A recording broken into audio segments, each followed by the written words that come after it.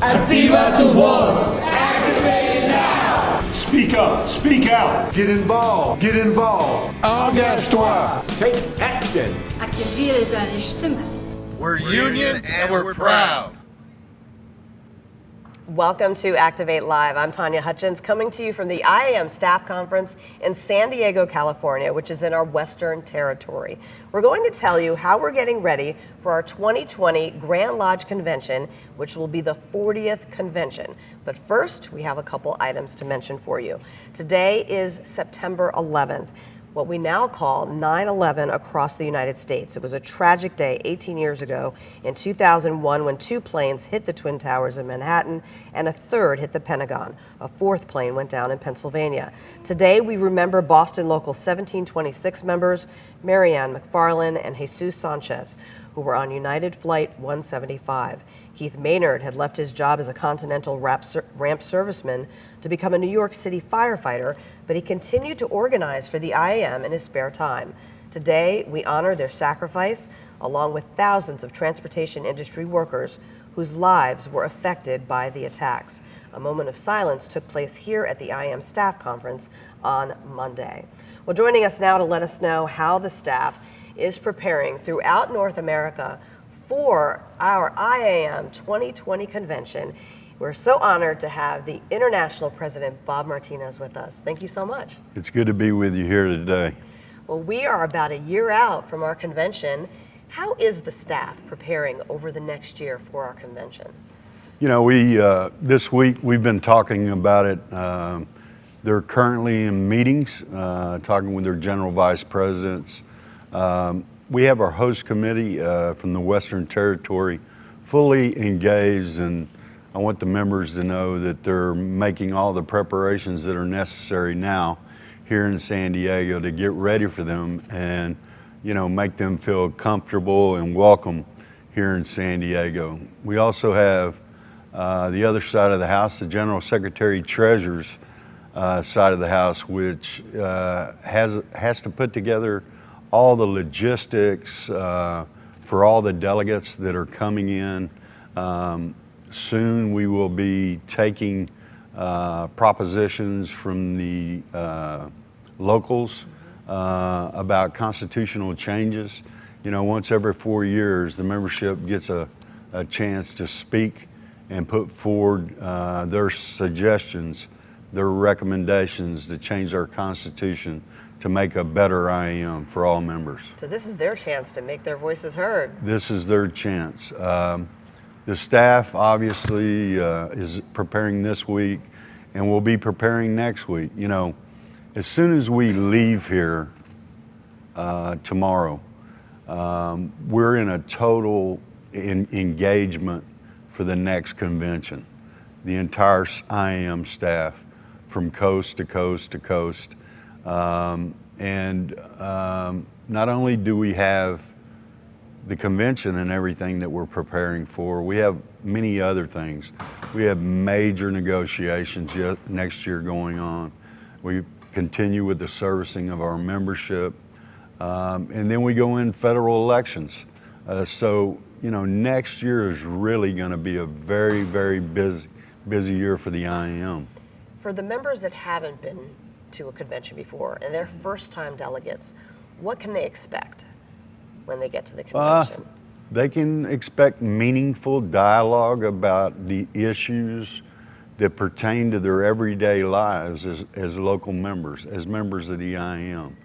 They'll hear passionate speeches from many different people, not only on propositions but on resolutions that will be brought forward. In the 39th Quadrennial Convention, we had a record 55 propositions. We had a record, I can't remember, I think it was 65 resolutions. So it was a very, very intense, engaging experience for the first time delegates that were here, that were in Chicago at the 39th Quadrennial. Okay, we have this theme, Forging Our Future. Tell us a little bit about the theme and just the goals that you hope to accomplish by the end of that convention. You know, the delegates will set the path for our union going forward. I'm looking forward to engaging them. This executive council is looking forward to engaging them. You know, this is about also forging solidarity and unity of our delegates and our membership. We've been talking this week a lot about organizing as our top priority. How do you feel like it's going? Because, you know, we've given a lot of props this week to organizers. Well, you only have to step back. We took office in January 2016, faced with a huge obstacle. Our organizing was not working. We lost, on an average, for the last 10 years, about 3,500 members every single year. So we knew we had to change the way we were doing business.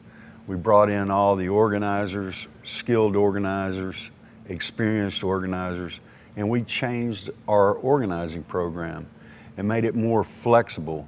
Our organizing, our plan was rigid. It wasn't flexible, and anti-union consultants and companies knew our game plan before we even took the next step in a campaign. So we did just that, and for the last 3 years, we've been growing dramatically. This is about a cultural change in our union. Is it about competition within the territories, districts? Yeah, it is. But it's more about a cultural change to the leadership and the membership to know that growth equates to power.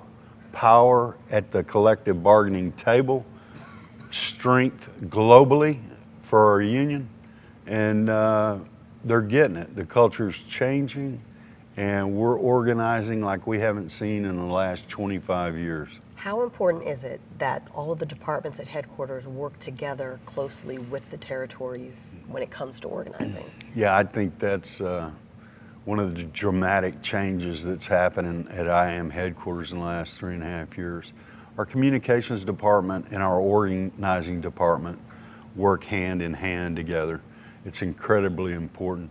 But then you have all the other territories like strategic resources, legal, legislative. They're all engaging centered around our number one priority, which is organizing. Everybody is working as a team to move this organization forward, and I couldn't be prouder. That's great. What do you want potential members to know about our union if they are considering joining, considering signing a card? To know that they're joining one of the most powerful militant unions on the face of the earth, because that's what we are. And to know that they will benefit by having a collective bargaining agreement, a contract that lays out all their benefits. They'll have a contract just like the salaried and management people where they work. They have a contract. Why shouldn't they? Exactly. You know, you put your money where your mouth is. You said you're going to put the fight back in the fighting machinists, and you have.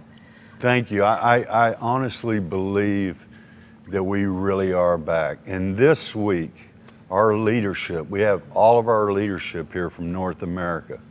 And I can't tell you the unity, the solidarity, the confidence that our staff has. And it's nice to see reps that are smiling, knowing that we have our future in our hands. We're succeeding once again, and we're going to continue to succeed. Okay, we have a viewer submitted question, okay?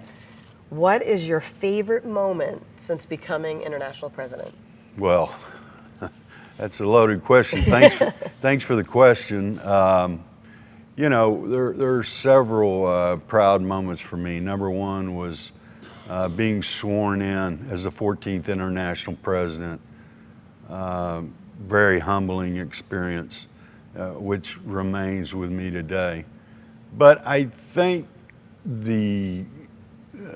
my best day was coming back this year, and having the numbers produced to me in my hand that said that we organized 13,600 members in 2018, that we were #1 in the entire AFL-CIO, and all of organized labor, the Machinists Union was #1.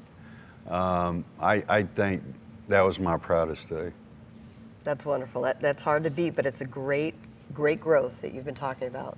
Yeah, and this week, again, to see the confidence in our leadership here, all of our full-time staff, this has been a humbling experience as well.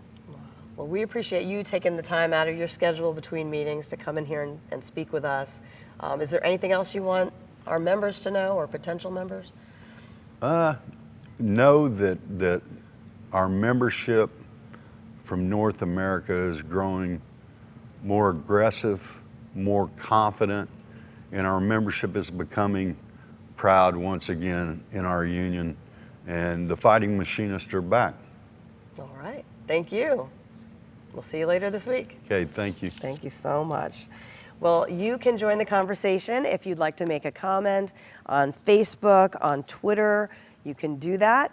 You can just reply on Twitter if you'd like to make a comment. We have live chat on YouTube, and we also have Facebook where most of our comments come in. So thank you to everyone who has commented so far. Also, let us know what you think about the upcoming 40th IAM convention in 2020, and you can comment now even if you're watching the replay. Well, this week in labor history, September 9th marks the 55th anniversary of the Civil Rights Act of 1964. It ended segregation in public places, and it banned employment discrimination on the basis of race, color, religion, sex, or national origin. Now, there's no federal law, though, that protects LGBTQ working people from unfair treatment at work. Many rely on state and local laws for protection from being unfairly fired, not hired, or discriminated against.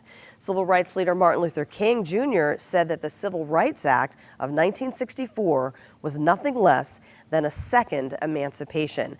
Now, there is no federal law that protects LGBTQ people, so we're still fighting for laws that will in the future, and that's why we are a part of the AFL-CIO constituency group, Pride at Work. And there's a big push here at the IAM staff conference to get our members to join all of the constituency groups. We have a table right outside where we're shooting the show here, and lots of our staff are signing up for all of the constituency groups. We have a calendar coming up. Don't forget to register to vote as well.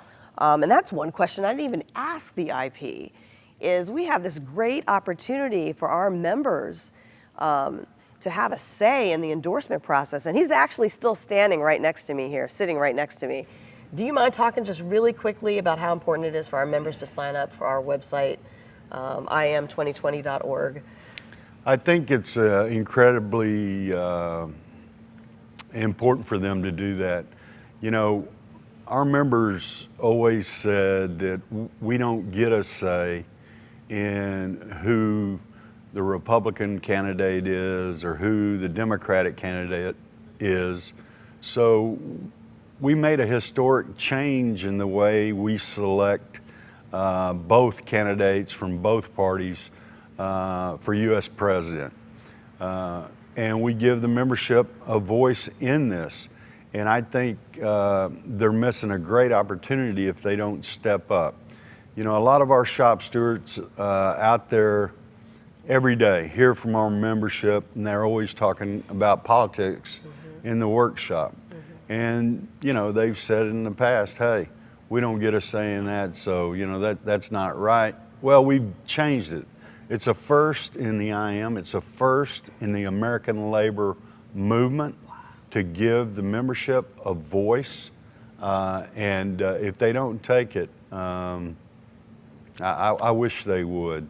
So they can register now, go to that website, register, and then you said they should go to their state council meetings as well. Right? Yeah, you know, again, going back to shop floor, I know when I was a steward, you know, I'd have members coming to me saying, hey, you know, we support this candidate, we support that candidate.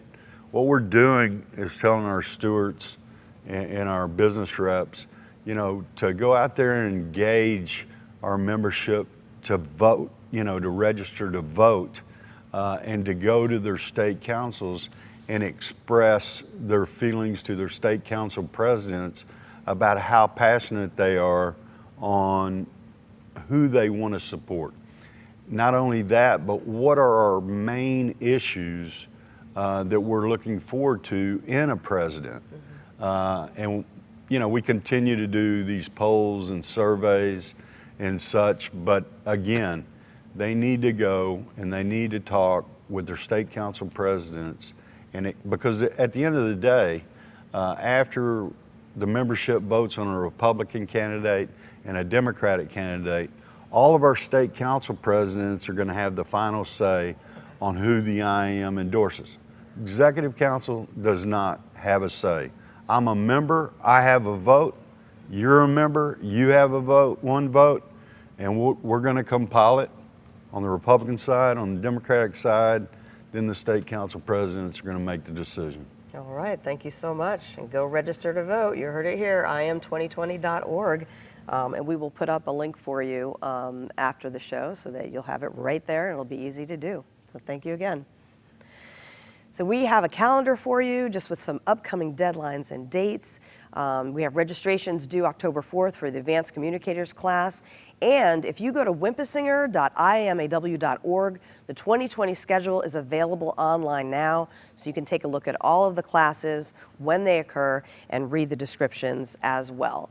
The state councils that are coming up, September 19th to the 21st, Washington Machinist Council meets in Ocean Shores. September 21st to the 22nd, New Mexico State Council has its second meeting in Sunland Park, New Mexico. September 27th to the 28th, Maritime Council of Machinists has its biennial conference in Moncton, New Brunswick. And October 5th, the Joint Dakota State Council of Machinists meets in Fargo, North Dakota. And our special events, we have the Metal Trades Department Annual Conference in Las Vegas, September 30th to October 3rd. CLUE, the Coalition of Labor Union Women, has its biennial conference October 15th to the 18th, and the Air Transport District 140 Convention is in Victoria, British Columbia, October 28th to the 29th. We hope you got all that. Thank you so much for watching. If you like what you've seen and heard, please share this video, and thank you to all of you who already do. We'll see you next Wednesday.